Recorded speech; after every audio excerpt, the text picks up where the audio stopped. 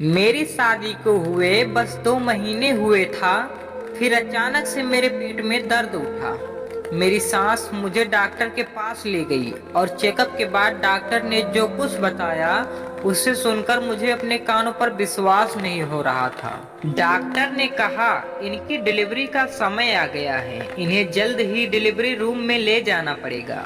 मुझे तो लगा यह सब सुनकर मेरा पति मुझे तलाक दे देगा, लेकिन उसने तो मेरे हाथों में हाथ लेकर कहा चिंता मत करो, सब कुछ ठीक हो जाएगा। मैंने एक बच्चे को जन्म दिया, पर मुझे अभी भी विश्वास नहीं हो रहा था कि यह बच्चा मेरा है, क्योंकि शादी से पहले मेरा किसी लड़के से कोई भी रिश्ता नहीं था। मैं उस बच्चे को बिल्कुल भी अपने पास नहीं लेती थी, पर हैरानी तब होती जब मेरी सास रोते हुए माफी मांगती। उसकी ऐसे बर्ताव को जानने के लिए एक दिन मैंने अपने पति के फोन को उससे मैसेज किया, और उन्होंने जो मैसेज किया उसे तो पढ़कर मैं बेहोश हो गई। मेरा नाम अंजू है, मैं देखने में बिल्कुल भी सुंदर नहीं हूँ और मेरी आंखों के चारों तरफ काले घेरे साफ नजर आते थे। बाल थोड़े थोड़े सफेद भी हो गए थे। मैं थोड़ा मोटी भी थी और एक पैर से लंगड़ाती थी।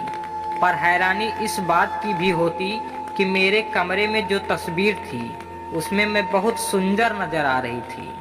मेरी भाभी मुझसे 6 साल छोटी थी, फिर भी उनकी शादी हो गई थी। मुझे इस तरह से चिंता में देखकर कहती आप चिंता मत करो, एक दिन आपको भी कोई न कोई पसंद कर ही लेगा।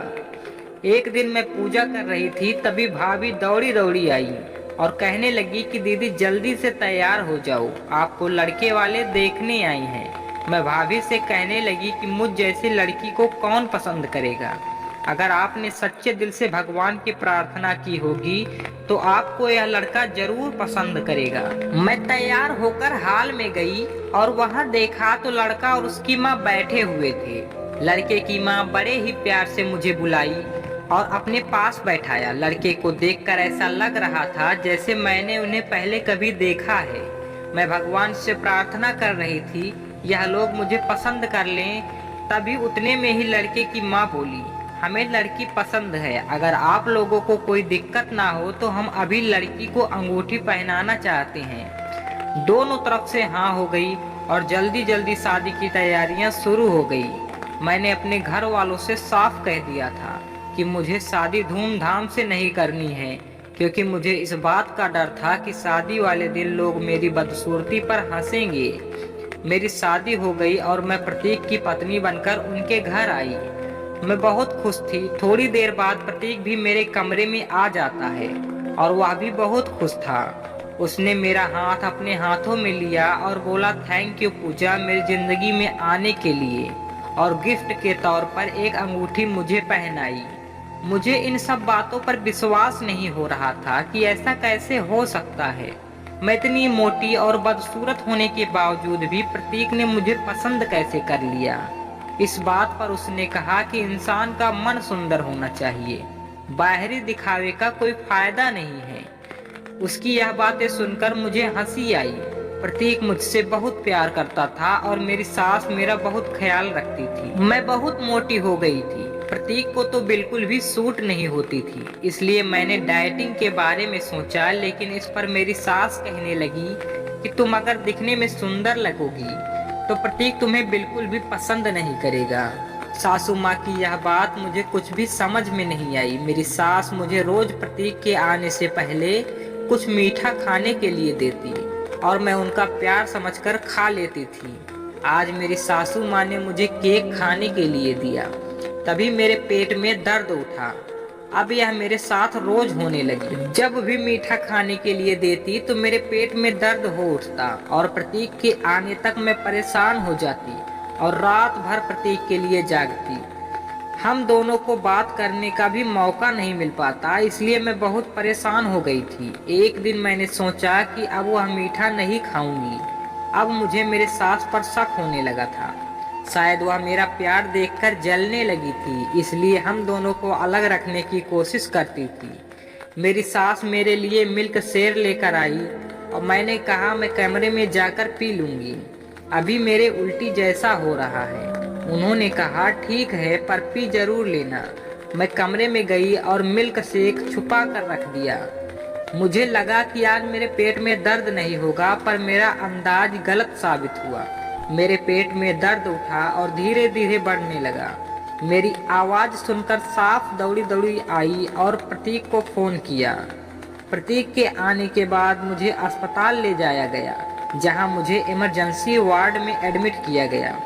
चेकअप करने के बाद डॉक्टर ने कहा कि पेशेंट की डिलीवरी का समय आ गया है, इन्हें लेकर रूम में आओ। यह सब सुनकर मैं बहुत ज़्यादा हैरान थी। मैं चिल्लाकर कह रही थी कि ऐसा कैसे हो सकता है, जबकि मेरी शादी को सिर्फ 2 ही महीने हुए थे। मैं प्रतीक से कहा, मुझे यहाँ से ले चलो, यह डॉक्टर पागल है, मुझे यहाँ अपना इलाज नहीं कराना है। पर मेरे पेट में दर्द बढ़ता ही जा रहा था। मैं जोर जोर से चिल्ला रही थी, तभी प्रतीक ने मेरा हाथ पकड़कर कहा, चिंता मत करो, सब ठीक हो जाएगा। सभी लोग बाहर चले गए। मेरी डिलीवरी का समय आ गया था और 2 घंटे बाद मैंने एक बच्चे को जन्म दिया। मुझे विश्वास नहीं हो रहा था कि यह बच्चा मेरा ही है, पर मैंने अपनी आंखों से इस बच्चे को जन्म देते देखा है। मैं डर रही थी कि अब प्रतीक का सामना कैसे करूं। अब वह मुझे तलाक दे देगा, समाज में अब मेरी कोई इज्जत नहीं रहेगी। यह सब सोचकर मैं रोने लग गई। थोड़ी देर बाद मेरे सास और प्रतीक दोनों कमरे में आए और उन्हें देखकर यही लग रहा था कि वह दोनों खुश हैं। मेरी सास ने उस बच्चे को मेरी गोद में रखा और कहा, यह लो तुम्हारा बच्चा, यह बिल्कुल भी तुम्हारी तरह ही दिखता है। मैंने मुंह फेरते हुए कहा, इस बच्चे को मेरे पास मत रखो, यह बच्चा मेरा नहीं है। मुझे घर लाया गया। मैंने साफ शब्दों में कह दिया था प्रतीक और सास से कि यह सब बातें मेरे मायके में मेरे पापा को पता ना चले, नहीं तो क्या सोचेंगे मेरे बारे में। प्रतीक मेरा बहुत ख्याल रखता था। उसकी जगह अगर कोई और होता तो अब तक तलाक दे दिया होता। मेरी सास बच्चे को संभालती, मैं तो उसकी तरफ देखती भी नहीं थी। प्रतीक ने उस बच्चे का नाम आकाश रखा था। एक बात जो समझ नहीं पा रही थी मैं, कि जब से यह बच्चा हुआ था, मेरी सास और प्रतीक दोनों बहुत ही लड़ाई करते थे, क्योंकि इससे पहले कभी प्रतीक ने अपनी माँ से इतनी आवाज में ऊंची बात नहीं की।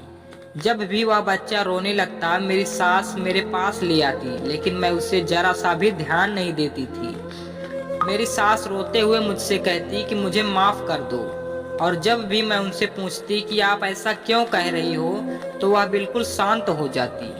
एक दिन मेरी सास को प्रतीक से यह कहते सुना कि अब बुढ़ापे में मुझसे बच्चा नहीं संभलता, तुम तुम्हारी बीवी से कहो कि इसे संभाले, नहीं तो तुम दूसरी इस बच्चे के लिए माँ ले आओ। प्रतीक गुस्से में कहने लगा कि मैं यह सब तुम्हारी वजह से हुआ है, अगर तुमने ऐसा नहीं किया होता तो आज यह दिन नहीं देखने पड़ते। यह सब सुनकर मेरी सास रोने लग गई। थोड़ी देर बाद प्रतीक कमरे में आया और मेरे रूप की प्रशंसा करने लगा।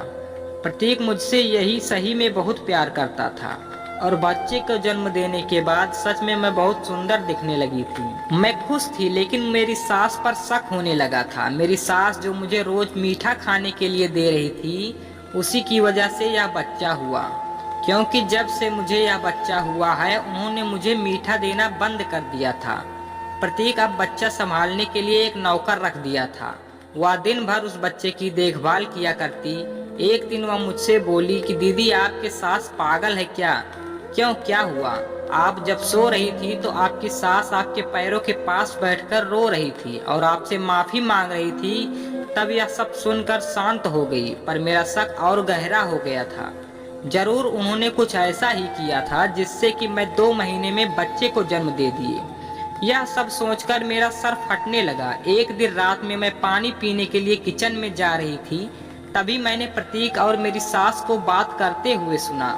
प्रतीक कह रहा था कि मुझे लोगों की परवाह नहीं है, मैंने दूसरी शादी की, हाँ, और मैं उसे अपनी जान से भी ज्यादा प्यार करता हूँ और मैं उसके बिना नहीं रह सकता। प्रतीक की यह बातें सुनकर मानो मेरे कानों में खौलता हुआ तेल पड़ गया। मैं अपने कमरे में जाकर बैठ गई। थोड़ी देर बाद प्रतीक मेरे कमरे में आया और कहने लगा कि थोड़ी देर पहले तो तुम्हारा मूड ठीक था, अब क्या हो गया तुम्हें? प्रतीक की दूसरी शादी की बात मुझे अंदर ही अंदर खाए जा रही थी। मैं चुप थी। मैंने प्रतीक से नींद की गोली मांगी और गोली लेकर सो गई। मैं जब सुबह उठी तो प्रतीक ऑफिस जा चुका था और पता नहीं क्यों मेरा सिर तेजी से दर्द कर रहा था। सामने ही मुझे मेरी सास का मोबाइल पड़ा दिखा। मैंने वह फोन लिया और प्रतीक को एक मैसेज किया, अंजू को क्या करना है। मेरे दिल की धड़कनें बढ़ गई थी, मुझे बहुत ज्यादा डर लग रहा था। उतने में प्रतीक का फोन आता है। मेरे हाथ पैर तो डर के मारे कांपने लग गए। मैंने बहुत हिम्मत करके फोन उठाया। सामने से बिना मेरे कुछ बोले प्रतीक बोलने लगा, माँ तुम अंजू के पीछे क्यों हाथ धोकर पड़ी हो, उसने तुम्हारा क्या बिगाड़ा है। मैंने अपनी मर्जी से उससे शादी की है, तुम्हें पता है ना 2 साल पहले मैंने उसकी मर्जी से अंजू से लव मैरिज की थी। तुम्हारा कहना था कि मैं तुम्हारी पसंद की लड़की से शादी करूं और इसी कारण मैंने अंजू से कोर्ट मैरिज की। जब वह दुल्हन बनकर घर आई, तुमने हम दोनों में गलत फहमी लाने की कोशिश की और हमने अलग होने की कोशिश की। जब इतना करने पर भी हम दोनों अलग नहीं हुए, तब तुमने अंजू के साथ इतना बड़ा हादसा करने की कोशिश की ताकि उसकी मौत हो जाए। तुम इतनी कठोर कैसे हो सकती हो माँ, कोई अपनी बहू के साथ, याद है उसे कितनी चोटें आई थी। इतना सब कुछ होने के बाद डॉक्टर भी हैरान था कि वह कैसे बच गई। जब तुम्हें पता चला कि वह माँ बनने वाली है, तब तुम्हें अपनी गलती का एहसास हुआ।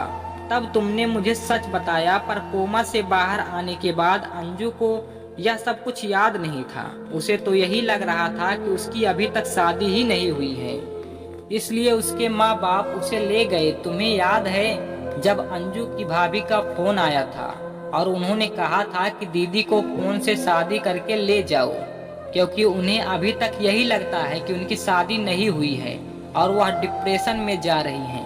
तभी हम अंजू का हाथ मांगने उसके घर गए। जब हम शादी करके घर आए तब तुम उसका बहुत ख्याल रखने लगी थी और उसकी दवाइयों की भी जिम्मेदारी तुम पर थी। तुम उसे मीठा देने के बहाने उसे दवाइयाँ खिलाया करती थी और अब तुम फिर से लोगों की बातों में आ रही हो। मैंने अंजू से दूसरी बार शादी की है, पर सिर्फ दिखाने के लिए। वह तो बेचारी अभी भी सदमे में है कि वह 2 महीने बाद बच्चे को कैसे जन्म दे सकती है और इसी वजह से उन्होंने अपने ही बच्चे को अपने से दूर रखा है। प्रतीक के सब जोर जोर से बोल रहा था और वहीं चक्कर खाकर गिर गई। आंख खुला तो मैं अस्पताल के बेड पर थी। मुझे पहले का सब कुछ याद आ गया था और मैंने प्रतीक से अपने बच्चे को अपनी गोद में लिया। बस इससे बड़ा सुख दुनिया में और कोई नहीं है। मेरी सास ने मुझसे माफ़ी मांगी और मैंने माफ़ कर दिया। हालांकि यह सब इतना आसान भी नहीं था, क्योंकि यह सब उन्हीं की वजह से हुआ था। पर शायद भगवान मुझे भी माफ़ कर दे, क्योंकि मैंने जाने अनजाने में अपने बच्चे को अपने से दूर रखा। दोस्तों, अगर यह कहानी आपको ज़रा सी भी अच्छी लगी हो तो प्लीज़ वीडियो को एक लाइक करके चैनल को सब्सक्राइब कर देना और इसे ज़्यादा से ज़्यादा शेयर करना। धन्यवाद।